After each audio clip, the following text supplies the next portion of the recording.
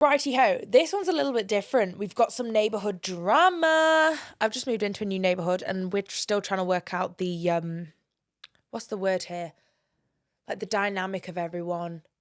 We've got next door neighbours who aren't in that often but have a dog, so there's dogs there over time. We've still not worked out who the binfluencer is. No one has a fucking clue what's going on with the bins. We put ours out last night. Has it been taken? Your guess is as good as mine. I'm a twitchy curtain neighbour. Yeah, I love the drama. Right, here we go. Okay, I'm still shaking as I tell you this. Oh, Lord, calm down, sis. I cannot believe this has happened, and honestly, I don't even know if I did the right thing. You'll have to tell me. We'll get to the bottom of it. So I live in this cute little apartment building where everyone kind of knows everyone. There's an older couple downstairs who always bakes cookies. I bet that smells sensational coming up through your floorboards. Do they bring cookies? That would be so sweet. Then we've got a gym bro across the hall who constantly is flexing. And then there's my next door neighbour who we will call Mr. Quiet. Do I want to keep him as Mr. Quiet or do I want to keep him as Steve? We'll call him Mr. Steve. We'll combine the two. Now, Mr. Steve isn't his real name, obviously, and that's what I call him because he barely speaks to anyone. He's mid-40s, always wears the same grey hoodie, and has super intense stare that makes you feel like he's reading your mind. Ooh, that would make a nice bit of eye contact in his grey tracksuit. Why is that slightly alluring? Ooh, Mr. Steve, in your grey tracksuit with your nice eye contact. Joe, calm down, I can feel you getting leery. I'd always thought he was just kind of weird and harmless until last weekend. It started Saturday night. I was binge watching true crime documentaries. Ironic. Oh, I hope this isn't going a bad way. I know when I heard this loud thud coming across me, it was a body. He's actively murdered someone. A body to the floor, head hitting the floorboards. Clink, dead zone. Mr. Steve's dead or killed someone. At first, I thought, okay, maybe he's just dropped something. But then there was another thud and another. Oh, God. Curiosity got the better of me, so I muted my TV and pressed my ear against the wall. The apartment I used to live in, oh my gosh, the amount of drama that went down in that place. I should probably I actually could do a whole podcast episode of what living in that place was like. Me and Steve used to like ear against the wall. We'd have our little eye through the door, watching what was going on. It's always something going on. So I understand this. Mute the TV, and that's when I heard this low, muffled groaning. Ooh, a good groan or a bad groan? My heart stopped, and I'm thinking, is someone hurt in there? Do I call the cops? But instead of doing the logical thing, same girly pop, I decided to investigate because clearly I've seen way too many films to think I'm some kind of detective. I have always said this. I'm adamant that with the amount of true crime documentaries I've watched, I would be able to solve a murder. I would. Not saying I'd be able to commit a good one, but I'd know how to if anyone ever needed it. I've got all the deets. I know not what to do to start. So I grabbed my phone and a frying pan. Are we playing Cluedo? She said, I grabbed my phone and a frying pan. Don't ask. And head into the hallway. I'm standing there. Why did you not pick up a lighter and a hairspray bottle and create a flamethrower? Gosh. I head into the hallway. I'm standing outside his door, trying to hear more. Oh no! And suddenly the door creaks open. You're stood there, looking all Flynn Rider with your frying pan in hand, like, hello, just cooking some eggs in the hallway. Don't mind me. So he's standing there in his grey hoodie still, staring at me with those intense eyes. My heart is pounding, and I try to act casual. I'm like, oh hey, I heard something fall. Everything okay? He doesn't say anything for solid 10 seconds, and then he just mumbles, drop something, and close the door. Well, I would be locking the door. I'd be getting a Ring doorbell. I'd be on the phone to my building manager saying, excuse me, apartment 47 is an absolute fucking lunatic. Can we do some sort of welfare check on the person that's inside there because I fear they may be dead? Right. Now, a normal person would have let it go, but not me. Nope. I go back into my apartment, grab my phone and start Googling weird noises from neighbour. I bet that come up with some strange things. And then that's when I found out a missing person. How did you get from Googling weird noises to a missing persons report from 2 months ago with a photo of a woman who looked eerily familiar? Oh, God. I couldn't place her at first, but then it hit me. She looked exactly the same as a woman I'd seen going into his apartment a few weeks ago. My stomach literally dropped. Yeah, now you call the police. Get on the phone. Hello, I've got a frying pan in my hand. My weird neighbour at number 47, I think he's got that lovely lady in that picture. What's the reward money? Don't ask that, that's insensitive.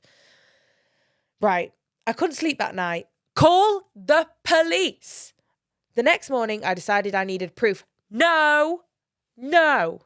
Call the police. The next morning, I went full Nancy Drew and waited until he left his apartment to take the rubbish out. Then I took my chance and went into his apartment. I know, illegal, but hear me out. I wouldn't be going into a potential murderer's apartment unarmed because you've not taken the frying pan this time. Inside the place was spotless. Red flag. Joe, wave a red flag. It's weird. Weirdly clean. She's actually said it was weirdly clean. But there was this smell like bleach. Red flag. Red flag. Red flag. I started looking around and that's when I saw it. A pair of women's shoes by the couch. They weren't dusty or old. They looked new, like someone had just taken them off.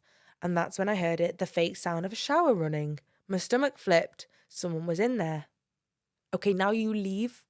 Because either you're going to see someone naked in the shower or you're going to get murdered. And then you're going to smell like bleach. So get out. Get out. My stomach flipped and I knew that someone was in there. I was frozen, debating whether to run or stay. When I heard the water stop, I panicked, put the shoes back on. Oh, you didn't put the shoes on, you put the shoes back, and pretended to inspect the stove like I was some sort of gas leak detective. Just, nope, no gas here. See you later, everyone. No problem, nice shower. You smell great. See you in a bit. What do you mean, gas leak detective? Is that even a job?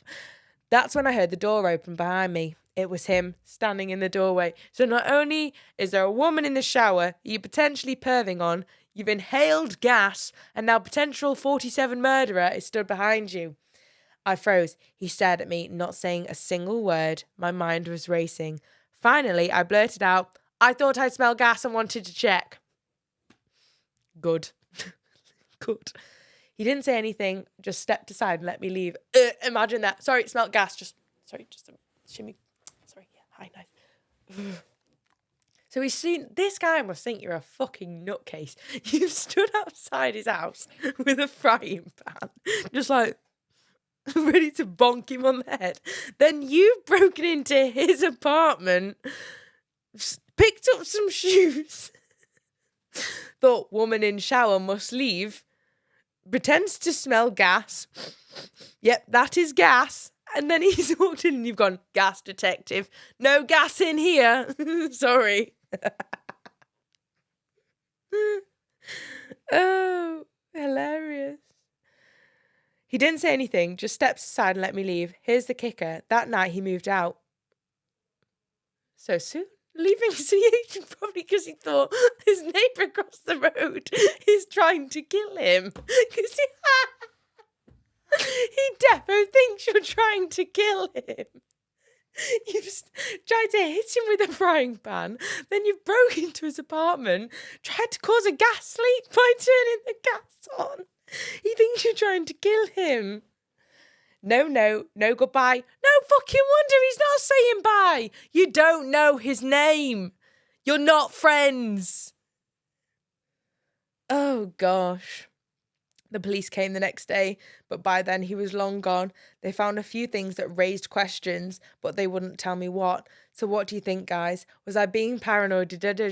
Or did I just stumble on something huge? And who was in the shower? Because let me tell you, I'm sleeping with one eye open. Are you sure you're not the fucking weirdo? No, let's take this seriously. Let's get the serious blackcurrant juice. I think what we should have done here is called the police when we found the missing person poster. I think maybe at that point, the house wouldn't have been cleaned. And if she was still alive, let's say that it was her in the shower, maybe we could have saved her. I would still contact the police surely the police can get his information and like a forwarding address from the building. I think you went a little bit too far with the frying pan. Maybe just stick with your downstairs neighbours. They sound like they're a bit more up your street, a bit more cash. But that's quite scary. That's quite scary. Poor guy thought he was out to kill you. You thought he was out to kill you. He probably thought you were out to kill him. And also, please don't break into anyone's apartment ever again, because you may never get a potential murderer who... He probably wasn't reporting you for these weird things, because why would he want to put himself in the eyes of the police? And he wouldn't... Oh, I'm so clever. I'm so clever. This is what I mean. If you ever need me to solve anything, I'm your girl. Please fill my cup. Am I really asking for much? It's been a long week, I'm looking for fun. Please fill my cup. Find me under the sun. SOS, I'm just looking for a good time. Oh, oh, oh, oh. And I'm singing like, whoa.